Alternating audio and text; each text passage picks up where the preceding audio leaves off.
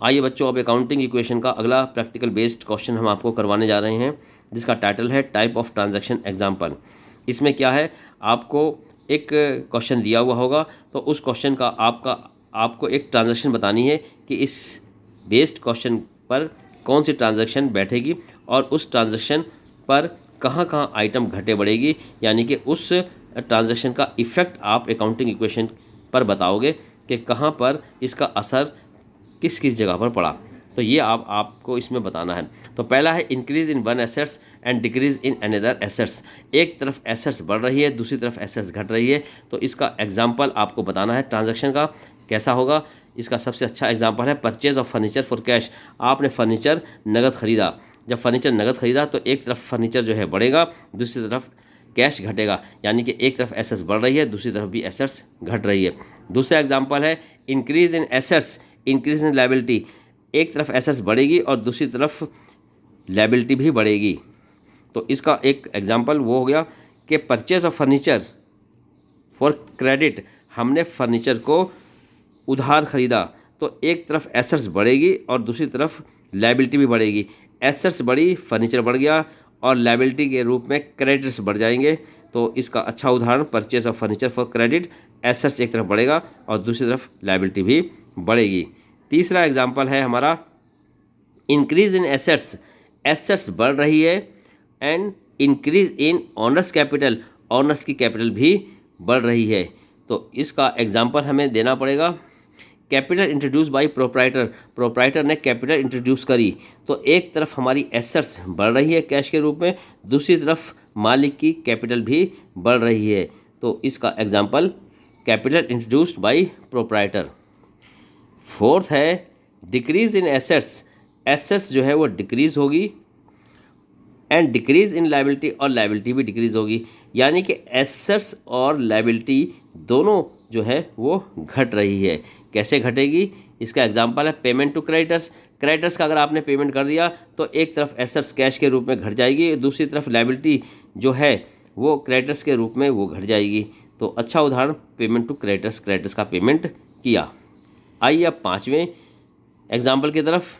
Decrease in assets decrease in honours capital. इसका उल्टा, assets भी घट रही है और ऑनर्स की कैपिटल भी घट रही है।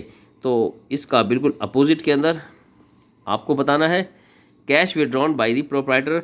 मालिक ने कैश निकाल लिया अपने घर के खर्चे के लिए, तो घर के खर्चे के लिए निकालेगा तो कैश कम हो जाएगा, उधर कैपिटल कम हो जाएगी, यानी कि एक तरफ एसेट्स भी कम हो रही है, दूसरी तरफ ऑनर्स की कैपिटल भी कम हो रही है। सिक्स्थ एग्जाम्पल है हमारा डिक्रीज इन लायबिलिटी। लायबिलिटी जो है घट रही है, ऑनर्स की कैपिटल बढ़ रही है। लायबिलिटी एक तरफ घट रही है, दूसरी तरफ ऑनर्स की कैपिटल बढ़ रही है। तो इसको हम किस तरह से बताएंगे, conversion of honours loan into capital.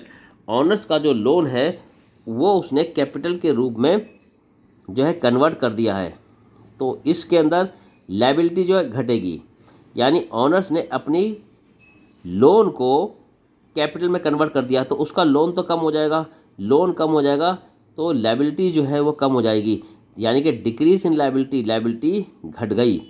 अब आता है increase in honours capital. Honours की कैपिटल बढ़ानी है, तो उसने लोन को घटाकर अपनी कैपिटल कन्वर्ट कर दी है, तो यहाँ कैपिटल बढ़ जाएगी और उसका लोन घट जाएगा।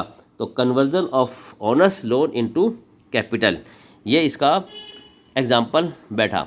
सातवां है हमारा इंक्रीज इन वन लायबिलिटी।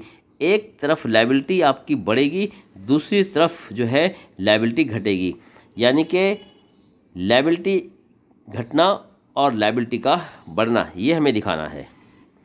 तो इसमें हम एग्जाम्पल में क्या बताएंगे, एक तरफ लायबिलिटी घटेगी, दूसरी तरफ लायबिलिटी बढ़ेगी। Bills payable accepted. क्रेडिटर्स जो थे, जिसको पैसा देना था, उसने क्या करा, बिल को एक्सेप्ट कर लिया।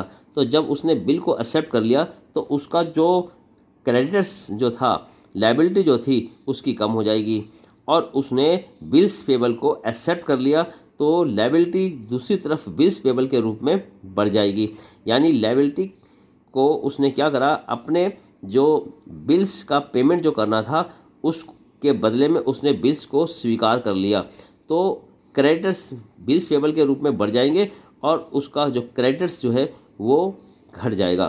तो यहाँ लायबिलिटी घटी और एक तरफ लायबिलिटी बढ़ गई। लास्ट हमारे पास है डिक्रीज इन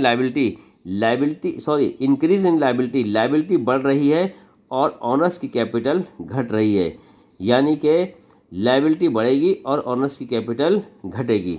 इसको हम किस तरह से दिखाएंगे? इसको हम दिखाएंगे